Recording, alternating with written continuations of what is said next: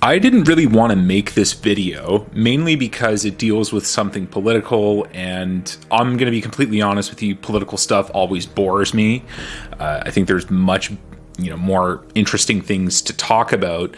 However, I really couldn't resist, and I apologize for the clickbait title right off the bat, but, as of February 28th, 2023, Canada is banning TikTok.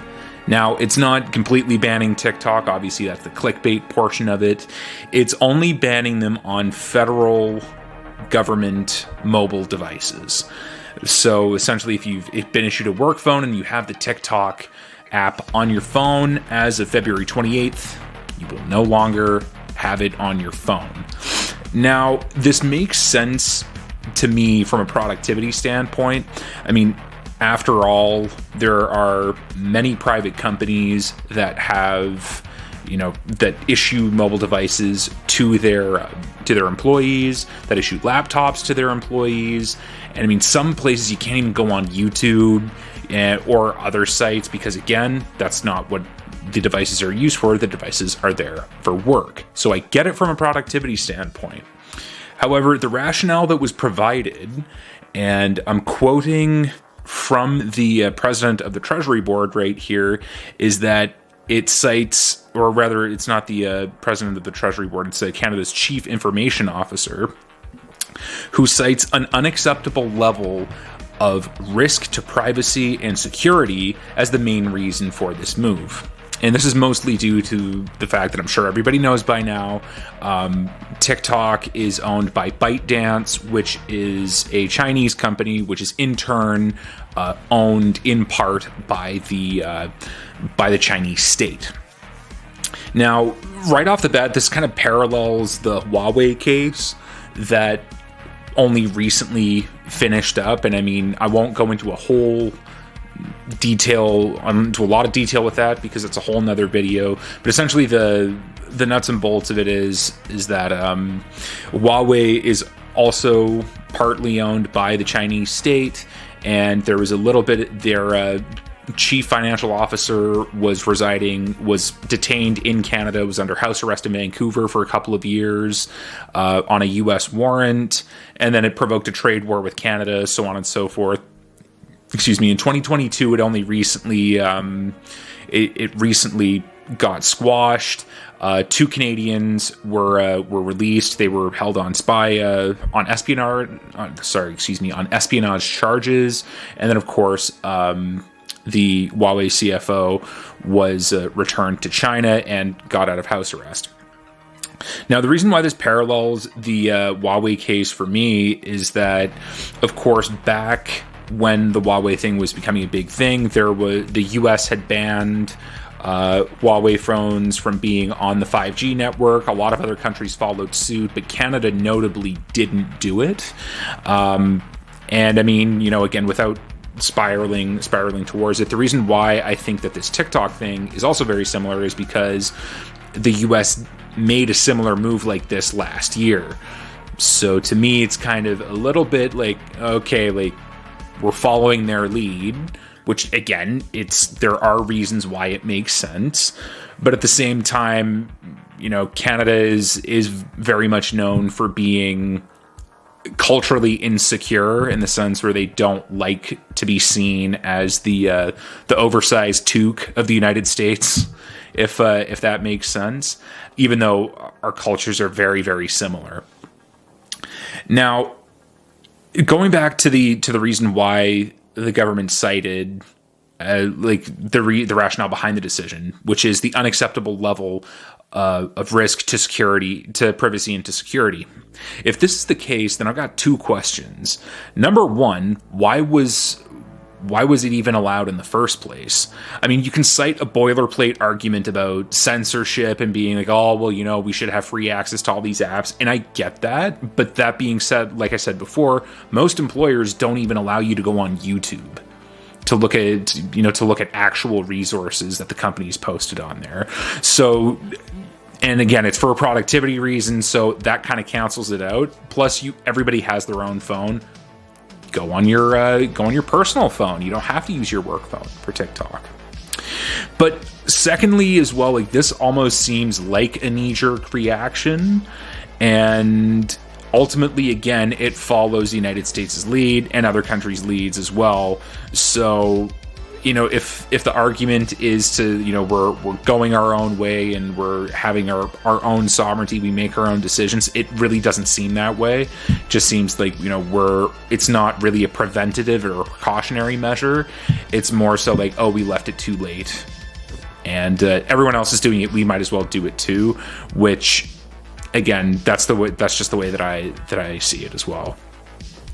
Now, in light of the larger discussion about that's currently abound in Canada, because this is a pretty big topic as well. It mostly concerns like the government's role within the digital space. Many of you have probably heard of Bill C-11, which has now passed the Senate review as well after passing the House of Commons. So it's probably going to be signed into law soon. And this essentially gives the Canadian Radio and Television Corporation, the CRTC, the authority to manipulate algorithms in order to boost Canadian content, but it also gives them the authority to determine what is Canadian content, which, again, then it sparks things as like, okay, like, what determines Canadian content? Is this content Canadian enough? And it opens a whole nother can of worms that we could probably make another video on, because that is an interesting discussion. But yeah, in my opinion, it sort of opens the door to a lot of, okay, well, you can just as easily say, let's say, it opens the door down the road for future governments to potentially use as a way to squash dissent. If you say, okay, well, if someone makes a video criticizing a particular government policy or whatever, then they could just as easily direct the CRTC to say, oh, well, that content's not Canadian enough, and then therefore you lower the reach to as many people. Will it happen that way? I'm not sure, but again, that's an extreme way that it could happen. It just opens the door to too many things, and of course, our society now operates on precedent, which, you know, has its good and its bad and its bad things. But again, that's sort of the larger scale discussion that's currently being had in Canada. Now, this whole situation with the whole TikTok banning, and did it come too late? Is it coming? Like, should we even have done this in the first place? Should we let TikTok continue to be on government devices? This is yet another chapter in the current government's fight to protect Canadian sovereignty in the digital frontier, and I got questions. It's just that, will this measure help to safeguard, privacy and government workings? Probably yes, it will, because after all, like, look, it's no secret, I'm no fan of TikTok. I think the app is stupid. I think also the way that these types of apps gather your data is very, very, well, it is insidious. It's quite terrifying as well. It's nothing short of terrifying. So I understand it from that sort of a perspective. But again, the question needs to be asked, like, why wasn't this done sooner? Why was this even allowed in the first place? Now, another question that we have to ask ourselves is this measure enough? Why was this permitted in the first place? Why is it only now that this step is being taken when many others have done it previously? And I don't have the answer to those questions. Again, I'm trying to remain as neutral as possible here. It makes sense from a productivity standpoint, but at the same time, it does seem like it's come a little bit too late, like we are behind the 8 ball on this one. And again, this can quickly spiral into like these really almost like conspiracy theory like discussions, which to me are not very interesting. They're not very productive. And ultimately, at the end of the day, I think the main question is that does any government, not just the Canadian one, but does any government have the ability, or should they have the ability to determine, what culture is? Or should they have the ability to manipulate an open source algorithm, or because again, like that, and again, that's probably like a whole nother video as well, because obviously, like, you know, there are, you know, if some people may argue, okay, well, do we really trust big corporations in order to run, in order to manipulate these algorithms? That's a completely valid question, and I don't have the right, like, an answer for that, because again, I'm not really well versed on the topic.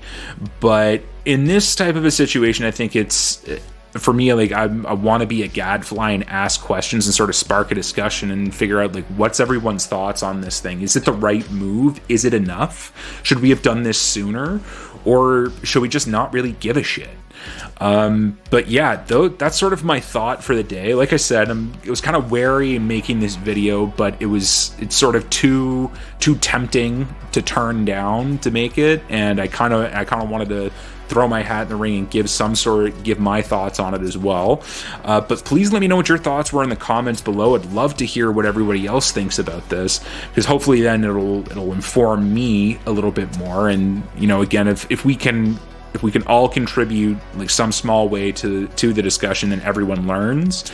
And of course, you know, again, like I know this is definitely putting it out at the risk to sound like conspiracy theory and whatever else, but again, yeah, I think it's an important discussion, especially, you know, any government or non-state actor's role in determining culture and determining like what people consume. I think that's a really, really interesting field that, you know, we, the consumers, have. We should make our opinions known, because ultimately we're the ones who are buying that product.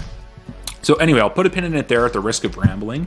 Let me know what your thoughts were in the comments below. Drop a like on the video as well. And as always, thank you so much for watching.